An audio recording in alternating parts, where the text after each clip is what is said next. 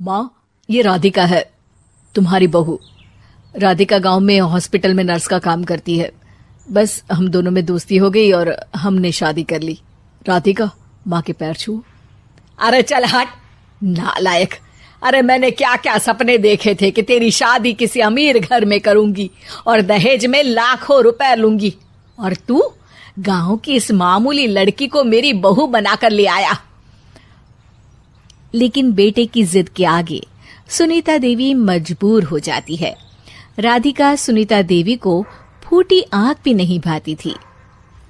तुम चिंता मत करो भाग्यवान, हम दोनों मिलकर अपनी बहू को इतना सताएंगे कि वो हमसे तंग आकर ये घर छोड़कर चली जाएगी। फिर हम अपने बेटे की शादी किसी बड़े सेठ की बेटी से कर देंगे, ठीक है? अगले दिन सुनीता देवी अपने बेटे का कमरा साफ कर रही होती है। तभी बहू के सामान में उसे एक बड़ी बड़ी मूंछों वाले आदमी की तस्वीर दिखाई देती है और उसके कंधे पर एक बड़ी सी बंदूक टंगी होती है। तस्वीर के नीचे लिखा होता है डाकू मंगल सिंह।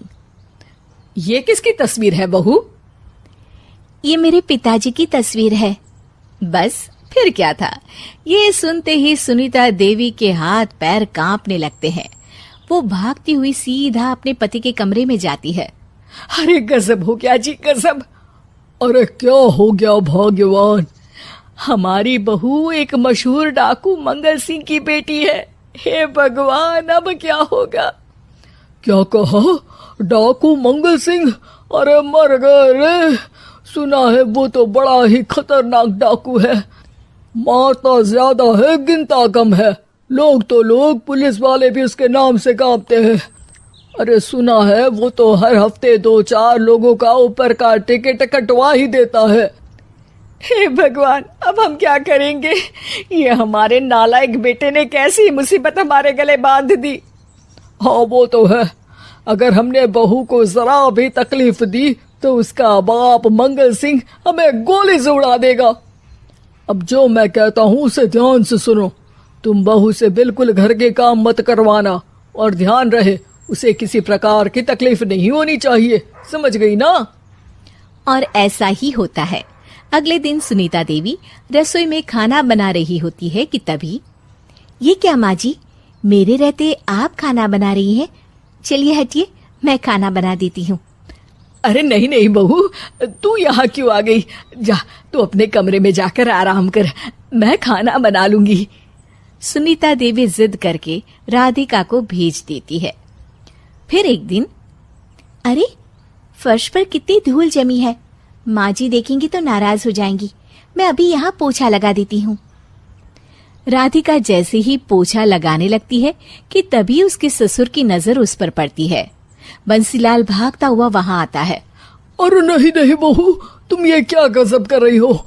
बहू तो बेटी समान होती है और हम ना अपनी बेटियों से काम नहीं करवाते।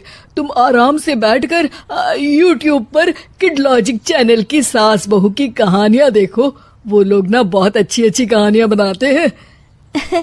सच? आप देखते हैं? अरे मैं तो रोज देखता हूँ।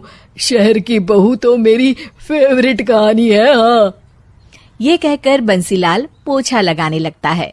इस तरह राधिका के सास ससुर सारा दिन उसकी खुशामद में लगे रहते हैं और उसे किसी महारानी की तरह रखते थे। कैसा लगा बहू? पिज्जा टेस्टी तो है ना? अच्छा, मीठे में क्या खाओगी बोलो तो? माँ जी, मुझे तो काजू कतली बहुत पसंद है और उसके बाद 1 गिलास लस्सी मिल जाए तो मजा आ जाएगा। ये सुनते ही सुनीता देवी अपने पति को कोहनी मारते हुए कहती है, अरे सुना नहीं, बहू क्या मांग रही है? जल्दी से भागकर बाजार जाइए और सब खरीद कर ले आइए। हाँ हाँ भाग्यवान, अभी जाता हूँ। राधिका की तो 5 उंगलियां घी में थी। वो तो अपने ससुराल में मजे कर रही थी। दूसरी तरफ राधिका की सास उसके लिए कभी नई साड़ी खरीद लाती तो कभी उसके लिए नए गहने बनवा देती। फिर एक दिन डाकू मंगल सिंह अपनी बेटी राधिका से मिलने अपने आदमियों के साथ आता है।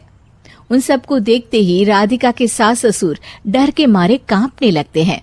मर गया रे, डाकू मंगल सिंह तो सच में कितना डरावना दिखता है, ऊपर से इतनी बड़ी बंदूक लेकर घूमता है। कैसे हैं समधी जी? क्या हुआ? आप इतना घबरा क्यों रहे हैं? और आपको इतना पसीना क्यों आ रहा है? आपकी तबीयत तो ठीक है ना? जी अभी तक तो ठीक है, पर लगता है बहुत जल्द खराब होने वाली है। क्या कहा आपने? जी कुछ नहीं, बताइए बताइए कैसे आना हुआ। दरअसल आज आपके शहर में हमारी नाटंकी मंडली का प्रोग्राम है, तो इसी बहाने सोचा बेटी का ससुराल भी देखता चलूं। ये सुनते ही राधिका के सास ससुर हैरान हो जाते हैं। क्या कहा? आप नौटंकी में काम करते हैं? हाँ माँ जी, पिताजी डाकू की एक्टिंग बहुत अच्छी करते हैं। उन्हें तो कई अवार्ड भी मिल चुके हैं। और ये बंदूक, ये तो असली लगती है। तभी राधिका के पिताजी अपनी नकली मूंछ निकालते हुए कहते हैं, इस मूंछ की तरह यह बंदूक भी नकली है। ये तो छर्रे वाली बंदूक है। इससे तो मैंने आज तक चिड़िया भी नहीं मारी। और खोदा पहाड़ निकला चूहा।